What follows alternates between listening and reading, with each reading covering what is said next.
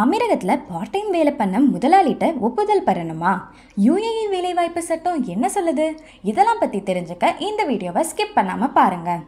MOHREயின் வேலைவாய்ப்பு விதிமுறைகளின் படி உங்களோட முழுநேர வேலையில் வாரந்தோறும் 20 மணி நேரத்திற்கு குறையாமல் வேலை செய்வதை நீங்கள் உறுதி செஞ்சால் நீங்கள் உங்கள் அசல் முதலாளியோட ஒப்புதலே இல்லாமல் ஒன்றுக்கும் மேற்பட்ட முதலாளிகளுக்கு பகுதி நேர வேலை முறையில் வேலை செய்யலாம். இது உங்களோட பகுதி நேர வேலைங்கிறனால உங்களோட முழு நேர வேலையை விட குறைவாக இருக்கணும். இதில் சட்டப்பூர்வமாக பகுதி நேர வேலையில் வாரத்திற்கு குறிப்பிட்ட மணி நேரங்கள் வேலை செய்ய வேண்டும் அப்படின்னு எதுவும் இல்லை. அதனால் பகுதி நேர வேலையில் எத்தனை மணி நேரம் வேலை செய்யணும் அப்படிங்கிறத ஊழியரும் முதலாளியும் நிர்ணயிச்சுக்கலாம். ஆனால் முழு நேர வேலையின் குறைந்தபட்ச வேலை நேரம் வாரத்திற்கு 20 மணி நேரம் அப்படின்னு அமீரக தொழிலாளர் சட்டத்தோட பிரிவு 3ல் கூறப்பட்டிருக்கு.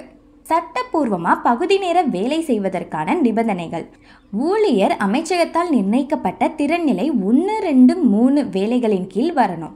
பணியமர்த்தும் நபர் பகுதி நேர வேலை அனுமதிக்கு விண்ணப்பிக்க கையொப்பமிட்ட பகுதி நேர ஒப்பந்தத்தை அமைச்சகத்திடம் சமர்ப்பித்து பணி அனுமதியை பெறலாம்.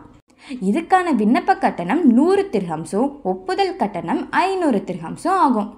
நீங்கள் 18 வயசுக்கு மேற்பட்டவராக இருந்தாலும் 6 மாதங்களுக்கு மேலாக செல்லுபடியாகும் பாஸ்போர்ட் வச்சிருந்தாலும் சரியான ரெசிடென்சி வச்சிருந்தாலும் நீங்கள் பகுதி நேர வேலைக்கு அனுமதிக்கலாம். மேலும் நீங்கள் எந்த கம்பெனிக்கு பணி செய்ய போகிறீங்களோ அதுக்கேற்ற தகுதி சான்றிதழ் உங்களுக்கு இருக்கணும்.